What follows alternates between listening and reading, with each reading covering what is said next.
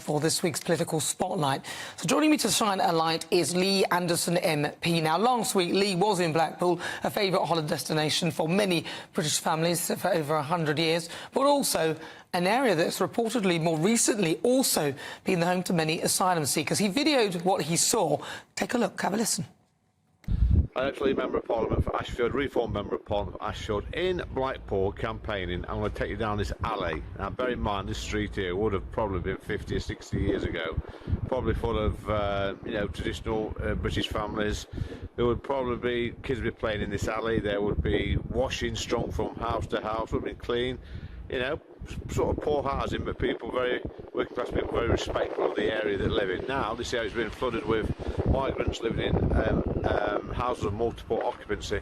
Just look at the state of it as we walk down. Can you see there's nappies, there's food, there's, well, all sorts of filth. It's absolutely disgraceful, and I think I feel sorry for the council. They've got an ongoing job. There's a dead pigeon down there. That's delightful. Well. Listen, I'm joined now by Reform UK's MP Lee Anderson. Lee, thank you so much for joining me. Tell me what you saw. Tell me what you saw. Well, it was. I'll tell you what I did see, Nana.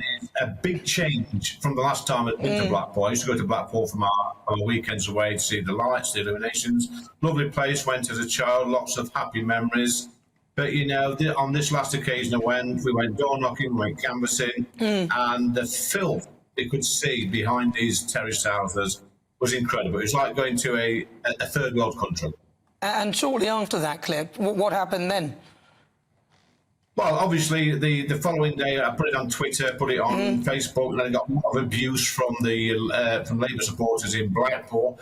But hey presto, Nana, just a couple of days, like 48 hours, the council have been out and cleaned it up. If I'm going to be honest, it's not the council's job to do that, really. I know they should keep the streets clean, but this is filth thrown out from the houses of these HMOs. I mean, if that had been my council leader, I'd have been lobbing that rubbish back into their gardens and telling them to clean it up and put it in the dustbin and save some taxpayers' money. Absolutely disgusting. And ironically, this was, of course, in Blackpool, which Reform did pretty well in Blackpool.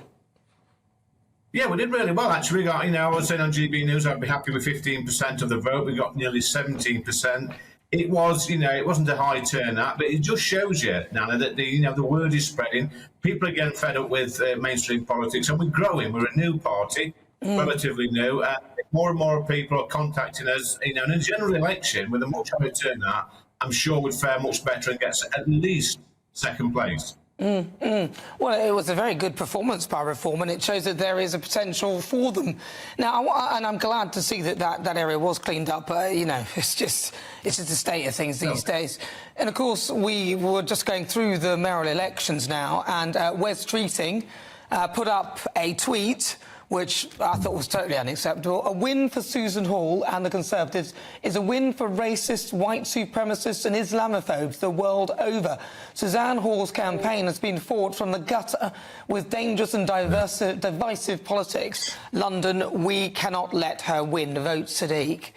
I mean, Lee, seriously. What you said, I think, was less bad than this. You got into so much trouble for this. He seems to have just rolled away with this. Well, I mean, his nickname in Parliament is Weasel Wes, Wes Streeting. This is a man, by the way, Nana, that just, I think it was a couple of years ago, he threatened he put a tweet out to threaten to throw journalists under a train.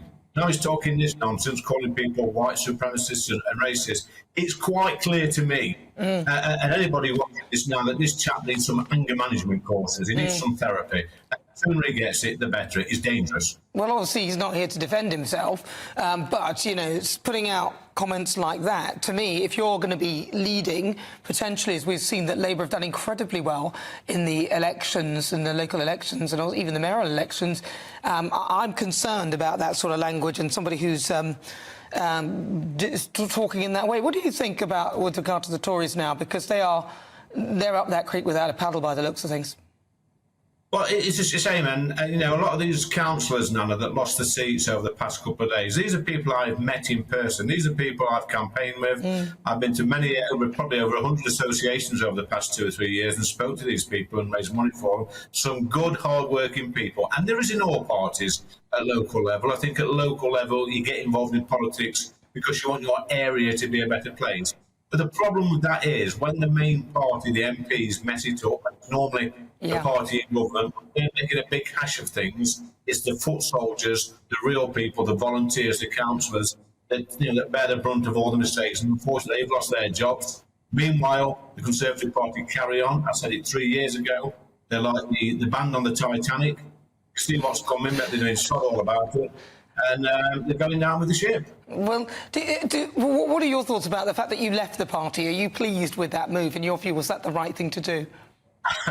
I didn't actually leave, Nana. Well, you know what I mean? Yeah, you had to kind of go, didn't you? I was kicked out. I've been polite. Thrown out. I was thrown out of the party.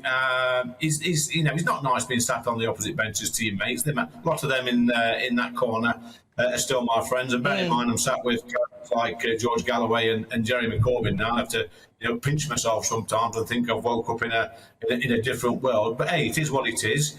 At least the Reform Party are appealing to the sort of voters that I want to get on board in Ashfield. These are people that love their country. These are people that's tough on law and order. These are people that want to secure our borders, and live that traditional British way of life and be respectful and be welcoming to people from other countries that come here through the legal routes, not the illegal routes. Well, it looks like we've definitely got a Labour mayor. What's your thoughts on that?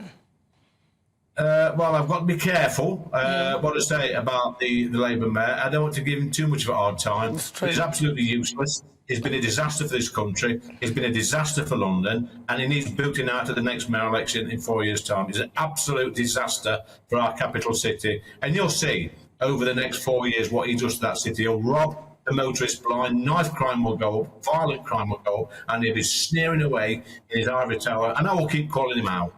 Well, obviously he would say that people must want him in London. They have voted for him repeatedly. He's democratically elected, even though despite the record doesn't look that great. But he would say those things, and he would be right in saying that the people have voted for him to continue.